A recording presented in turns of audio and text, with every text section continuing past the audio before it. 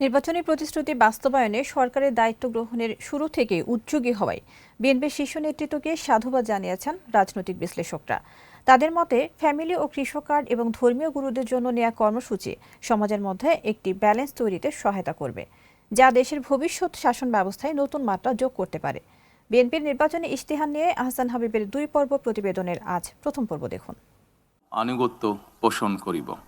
আমি সংবিধানের রক্ষণ, আমি সংবিধানের রক্ষণ, সমর্থন ও নিরাপত্তা বিধান করিব।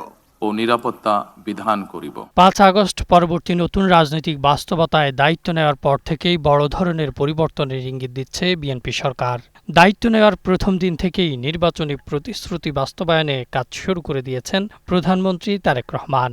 এর মধ্যে ফ্যামিলি ও কৃষক কার্ড এবং ইমাম মুয়াজ্জিন সহ বিভিন্ন ধর্মীয় গুরুদের জন্য নেওয়া পদক্ষেপ।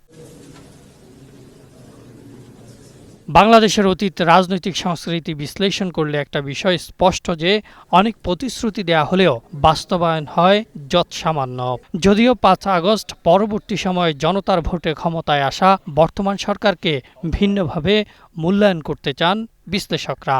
তাদের মতে প্রায় 17 বছর লন্ডনে অবস্থান করে দেশের রাজনৈতিক উত্থান পতন নিয়ে ভালোই মেধা শানিত করেছেন প্রধানমন্ত্রী তারেক রহমান। নতুন সরকার একদম ডে 1 থেকেই তার যে নির্বাচনী ইশতেহার সেটি বাস্তবায়নে পদক্ষেপ নিতে শুরু করেছেন।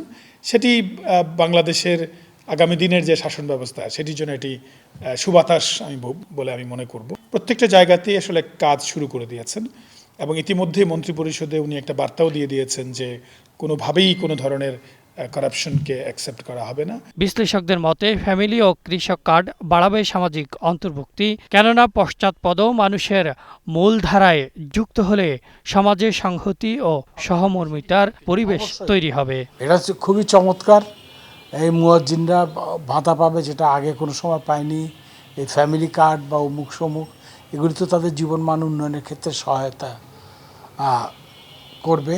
সেই কারণে এগুলো হলে খুবই ভালো। ফ্যামিলি কার্ডের মাধ্যমে যারা সুযোগ পাবেন তারা তার পরিবার পরিচালনার ক্ষেত্রে, কিংবা এরকমও অনেক পরিবার আছে যে আসলে এক ব্যক্তির উপার্জন দিয়ে পরিবার পরিচালনা করা খুবই কঠিন, তারা একটা অর্থ সংকটে থাকে, তাদের জন্য এটা একটা সম্পূরক ভূমিকা পালন করবে।